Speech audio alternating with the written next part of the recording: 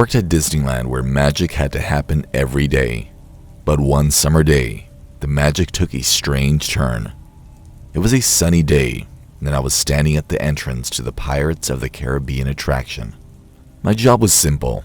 That was about helping the people on board, keeping everyone safe, and keeping a Disney smile on my face. I liked the job. Who wouldn't? Until the day Father turned her into a nightmare. The code was long, and the children's faces were looking forward. I've been working for a while to help people get on board smoothly. Then I saw a father, the veins on his forehead bulging and his eyes burning. Red-faced and angry, he approached me. You're a danger to my child. What's wrong with you?" I was really surprised. He was clearly confused. "Sir, I'm doing my job. I never threatened anyone." "You don't do nothing," he shouted, drawing the attention of the other park-goers. "My son almost drowned because of you. You let him ride alone. Are you crazy?" I tried to stay calm, but my heart was pounding. "Sir, this is impossible. We ensure that children are always accompanied by an adult during our trips. This is our policy." He pointed out the attraction that one of the boats was just pulling. There was a child inside her, and I could see the fear in the child's eyes. "I did not send your child away alone, I promise. I guess it was a mistake. We have security measures in place. Let's look at the logs and find out what happened." He was cruel and yelled at me that I was a danger to children. I called the manager and he came and fixed it. Meanwhile, I radioed the raiding party to get information on the last boat. The manager spoke to the angry father and promised to listen to his information and look into the matter. I ran to the visiting operator who confirmed my fears. The boy bypassed the height and seat check requirements and slipped into the boat by himself. It was a freak accident. I told the manager the results. The manager approached the father and explained the situation. But he didn't want to hear it. He accused us of being careless and trying to hide.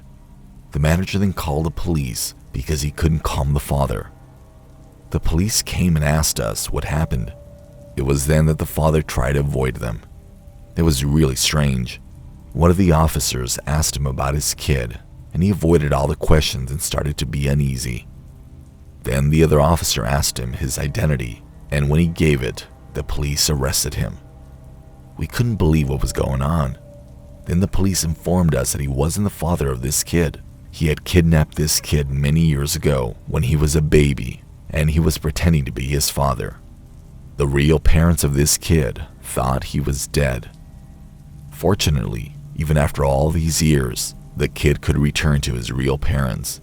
My manager and I were in shock.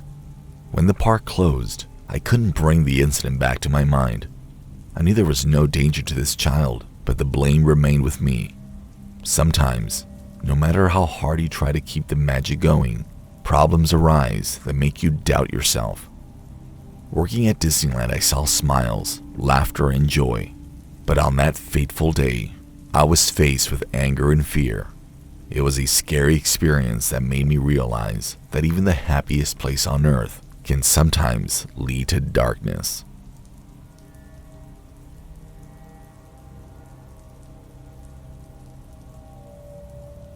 When I was little, my parents took me to Disneyland for a magical adventure.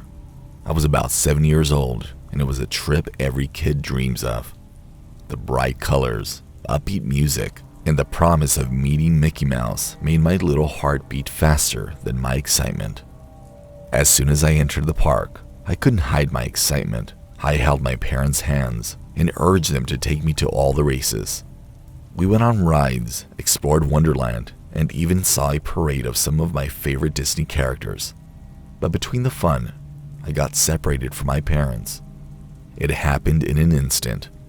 One moment I was standing next to them, and the next I was lost in a sea of people. Panic set in when I realized I had no idea where I was. I looked around, but there were so many people I couldn't see. Tears came to my eyes, and I felt like I was alone in the happiest place on earth. I stood at the entrance to Cinderella's castle and hoped they would come to me. But then I found him. He was a tall man with a thin beard and a ragged coat. He looked up, and his creepy smile sent shivers down my spine. The man approached me, and his eyes were mine. "Hello, little friend. You lost?"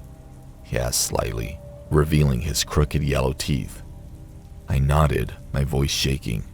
"I can't find my mom and dad." He leaned down and brought his face uncomfortably close to mine.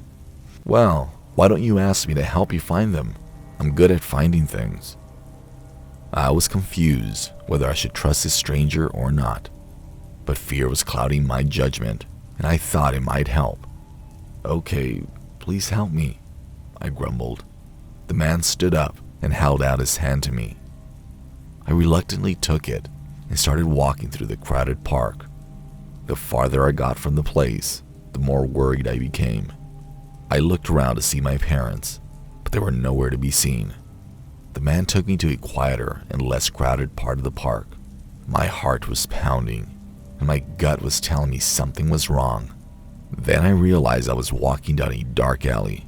I panicked and pulled my hand away from him. "I want to go back to Cinderella's castle." My voice was shaking with fear. The man smiled, showing more of his yellow teeth.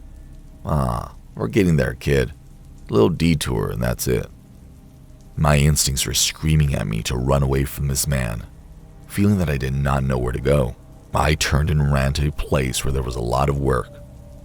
I wanted to get as far away from the horrible person as possible. Luckily, I met a friendly Disneyland employee who helped me reunite with my eager parents. They hugged me tightly and had tears in their eyes. I told them about the horrible person who tried to help me and immediately reported the incident to the park ranger. I shudder to think what would have happened if I hadn't followed my intuition that day. In a brief, heartbreaking moment, Disneyland's dreamland turned into a nightmare. This is a lesson I will never forget.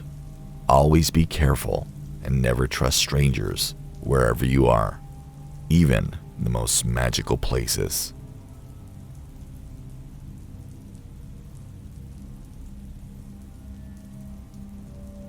Six years ago, I was a new employee working at NOCC store in Disneyland.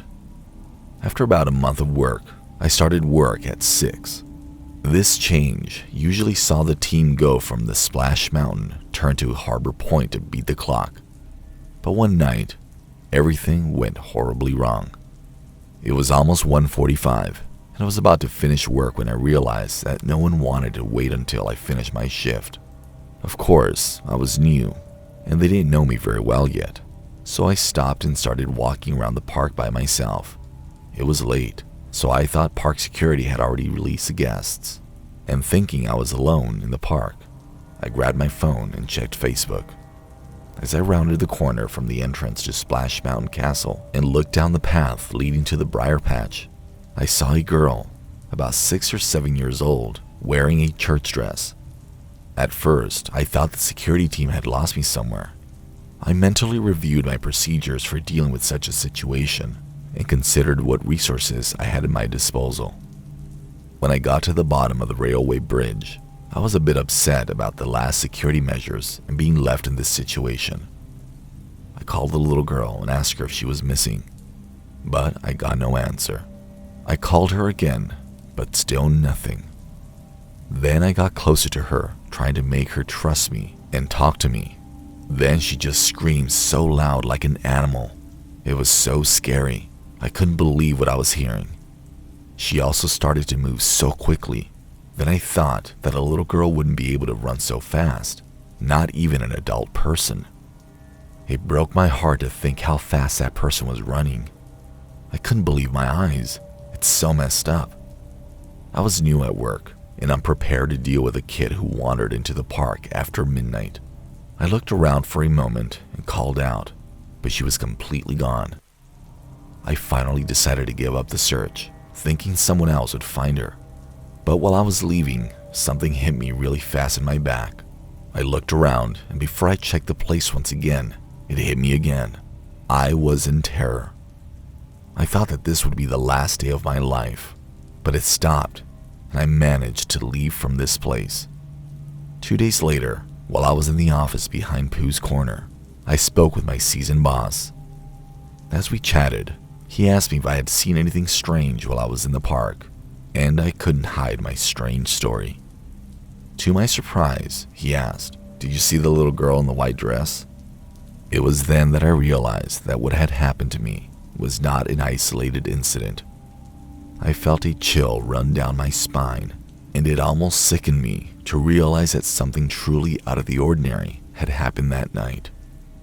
There was something scary about Disneyland, the happiest place on earth, and I was fascinated by it, without knowing the secrets behind the exterior of magic and joy.